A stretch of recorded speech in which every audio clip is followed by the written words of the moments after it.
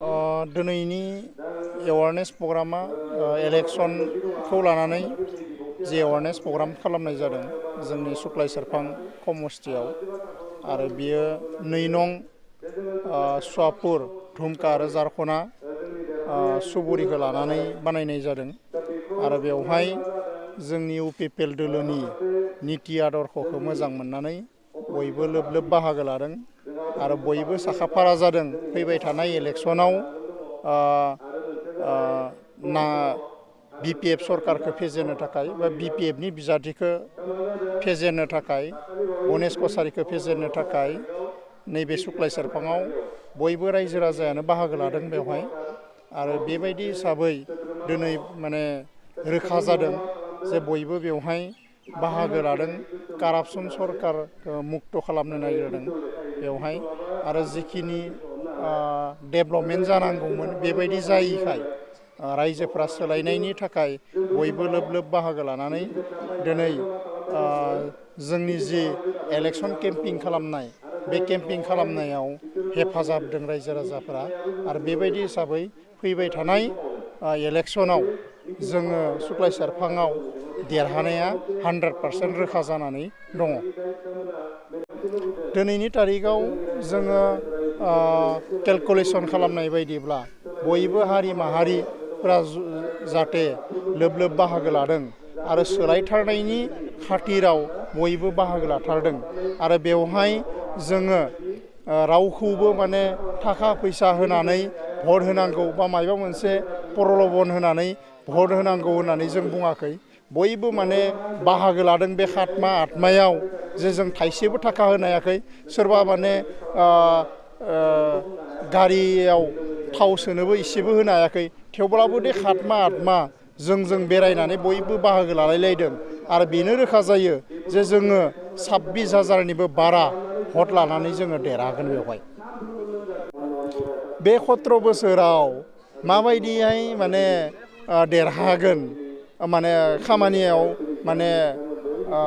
मावदों होननानै बुंनो हायो जोङो नुदों बे 40टा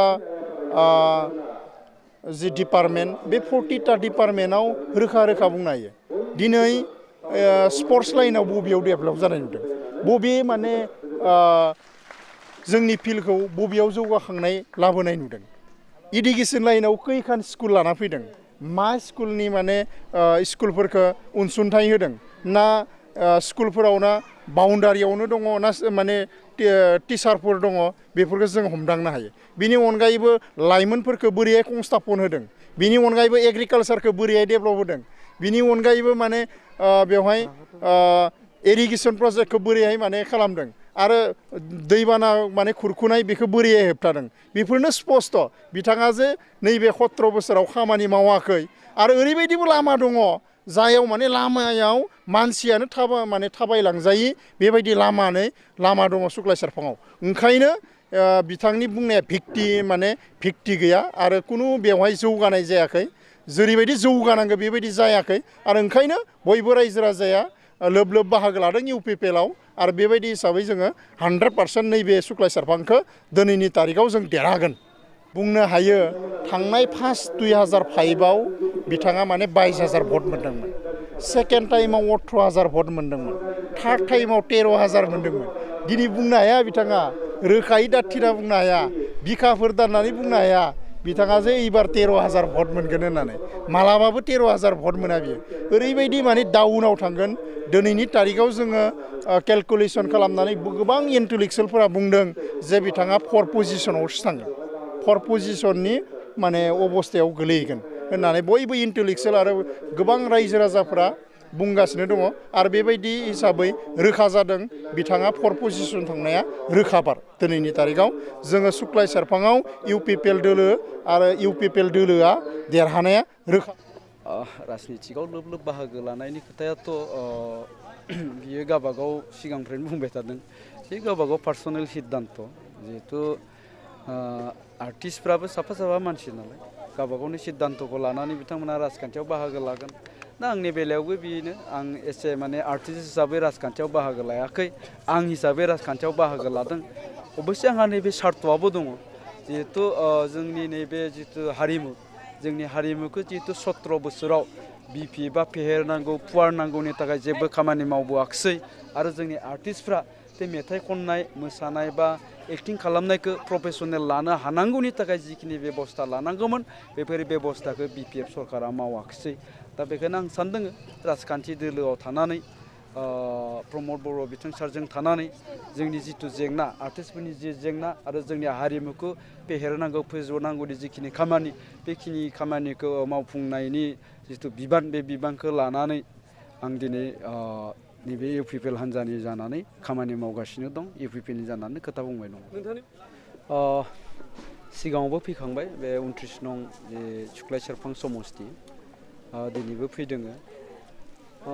गोबां ओनसोलाव गिदिंबाय रायजो राजाफोरजों रायलायबाय आरो बिसायख'थियाबो गोलाव जालांबाय जे बिसायख'थिया गोलाव जालांनाय लोगो लोगोनो रायजो राजाफ्रा जायफोरा गोनो गोथो दंमोन दिनै बयबो बुजिनानै मोनबाय जे जिथु बिटिआर बे बिटिआर एकर्डनि दफाफोरखौ मावफुंथारनांगौनि थाखाय दिनै प्रमद बर' बिथांखौ बिटिआरनि चिफ खालामथारनांगौ आरो 17 बोसोर जि बिपि बा जोंनि गोरिब गुन्द्राफोरखौ थगायबोबाय जाख्ल'बोबाय दा बेफोर गासै खोथाखौ बुजिना मोननानै गोलाव सम जानाय लोगो लोगो दिनै रायजोफ्रा साबसिनै बुजिनो हानानै दिनै नैबे 29 नं जि सुक्लाय सेरफां समस्ति बे समस्तियाव दिनै प्रदीप नार्जारी बिथाङा देरहानाया माने 100% रोखा बेयो दिनै नुजाथिसिनबाय आरोखि प्रभाबखौलाय माथो नुदों माथो प्रभाब गोलैदों आंथ' चेलेन्ज खालामगोन फै नोंथांमोना समस्तियाव फै दे समस्तियाव रायजोफोरखौ लेंथुम लेक्सार होफै समस्तिनि रायजो राजाफोरनि सिगाङाव जुदि गोहो दंबा ओमफ्राय भिडिअ खालामनानै दिन्थि रायजो राजाफोरनो जे फैलाव बसुमतारिया मा खोथा बुंना केम्पिं खालामदों रायजो राजाफ्रा बेसेबां जमा जादों बेखौ लानानै फैलाव बसुमतारिया केम्पिं खालामफैदों बेखौसो आंजों चेलेन्ज खालाम बेसेबां रायजोफोरखौ लानानै बिथाङा केम्पिं खालामनो हायो मा खोथा बुंनो हायो बेखौ बेनिसो चेलेन्ज ला आंजों दिनैनि दिनावहाय बयबो राजखान्थि हान्जाया जाय खोथाखौ बुङोब्ला गावबागाव राजखान्थि हान्जाया मुलाम्फा जागोन बेफोर खोथाखौसो बुंबाय थागोन दिनै बिटिआर एकर्डआव जेबो गैया होननाय खोथायाथ' बिपिएफनि थाखाय गोदान नंला बिथांमोना सिगांनिफ्रायनो बुंबोबाय थादों अबयसे दा बिथांमोना बुंला जिहेतु रायजो राजाफ्रा बुजिनानै मोनबाय जे बिटिआर एकर्डआव मा दं मा गैया बिटिआर एकर्डआ मोजां गाज्रि बेफोर खोथाखौ दिनै गासै रायजो राजायानो बुजिना मोनबाय मोनथिबाय हिसाबै दिनैनि दिनावहाय बिपि बा नैबे बिटिआर एकर्डनि सोमोन्दै बांद्राय बुंनायखौ जों नुनो मोनाखिसै दा बिनि उनावहाय बेबायदिनो जिहेतु बिजेपिआबो जिहेतु नैबे बिसायख'थियाव मैखोमै बाहागो लादों हिसाबै दिनैनि दिनाव बिजेपि हान्जायाबो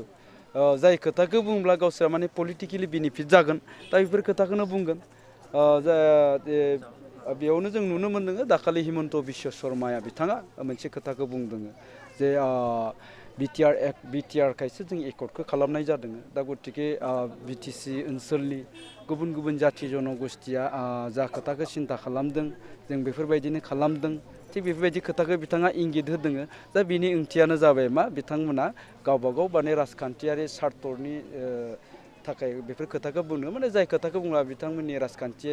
सार्थआ पुरन जागोन बेफोर खोथाखौनो बुंबाय थादों आरोखि खिन्थु दिनैनि दिनाव रायजो राजाफ्रा रावबो बुजिनो हायि गैलिया दे बिटिसिआव बयबो सोलायनायखौ लुबैदों परिबर्तनखौ लुबैदों आरो बिटिसि एकर्डआव जिखिनि क्लजफोर दं बे क्लजफोरखौ फारसेनिफ्राय मावफुंजानो जिहेतु बयबो लुबैदों हिसाबै दिनै इउपिपिएल हान्जाखौनो मदद होनानै प्रमद बर'खौ बिटिआरनि चिफ खालामनानै बिटिआरनि एकर्डनि दफाफोरखौ मावफुंहोनायनि खोथाखौ दिनै रायजो राजाफ्रा सिन्था खालामदों दा बेखायनो दिनैनि दिनाव नैबे बिटिसिआव अर्थात बिटिआरआव जे इउपिपिएल हान्जाया सरकार दागोन बेयो रोखा जादों बिजेपि हान्जाया जेसेबांनि गोख्रोङै बिटिसिआव केम्पिं खालामगोन एसेबांनो इउपिपिएल हान्जायासो लाब जागोन आरोखि खारन जायफोर भटफ्रा जिएसपि नङाब्ला बिपिएफनाव थांनो गोनां भट बेफोर भटखौसो बिजेपिआ बोगोन दा गतिके बिजेपिआ बाहागो लानाय लोगो लोगो इउपिपिएलनि जि बिजाथिफोर बिथांमोननि देरहानाया गोरलै जागोन आरो दिनै बेबायदिनो जानो थांबाय दङ आंथ' एसे नुदों ससियेल मिडियायाव नुनानै मिनिनोसो ओंखारदों जे कख्लाबारियाव प्रमद बर'आ देरहायोब्ला फैलाव बसुमतारिया 5 बोसोर आगान होफैला फैलाव बसुमतारिया कख्लाबारिनिनो नंखाया बेथ' गुवाहाटीनिसो गरसकनिसो मानसि दिनै माने 20-25 बोसोर जाबाय गरसकआव थानाया बे कख्लाबारि समस्तियाव माने भटार लिस्टआव दंना गैया आंहा सन्देह दङ दाबो दा गतिके बिनि माने जेननाय देरहानायखौ लानानै सिमलायाव बा कख्लाबारियाव फैयैनि खोथा बुंनायानो माथो गिदिर बाथ्रा जानो बे सिमलानियानो नंखाया मानसिया कख्लाबारिनियानो नंखाया बेथ' माबायावसो थायोना गरसकआवसो थायो दा एसे इलेक्सन जानायखाय बै लिडारफोरनि खिबु खारफानायाव गरसे गरनै थाखा मोनो जितु कालचारसनि दायित्वखौ बिथांमोननो होयो हिसाबै बिनि आखलखौथ' मिथिखागौ नालाय आरो गावजों थाफाग्राफ्राबो मिथिखागोन बेयाव प्रबिन गयारि बिथां दं जोंहाय आरो दाब्ला बर' आदा दङ दाब्ला बर'आथ' मोजाङैनो मिथिखागौ फैलावनि केरेक्टारखौ बियो दाब्लानि नामाव 10,000 जुदि बिनानै लादोंबा दाब्लानो माबाल' होगोन बे 2,000ल' होगोन 8,000खौ गावनो लागोन दा बेफोर सार्थनि थाखाय गावनि माने पार्सनेल सार्थ थाखा फैसानि थाखायसो दिनै फैलाव बसुमतारिया नैबे BPF जों गिदिंबाय दङ माने जेसेबांनो गिदिंदों जेसेबां केम्पिं खालामदों बेहाय इनकाम जाबाय दङ दा गतिके बिथांनिया माने सोरबा माने प्रमद बर'आ देरहायोबा कख्लाबारियाव थाला होननाया एकदमबारे मिनिंलेस ओंथि गैयि बाथ्रा बियो दा कख्लाबारिनियानो नंखाया सिमलायावनो थाखाया बियो बिनि न'आ बिसि फिसा गासिबो माने गुवाहाटि गरसकआवसो थायो दा गतिके बिदि बुंनायलाय मा ओंथि थानो नङा होमबा बेनो आरो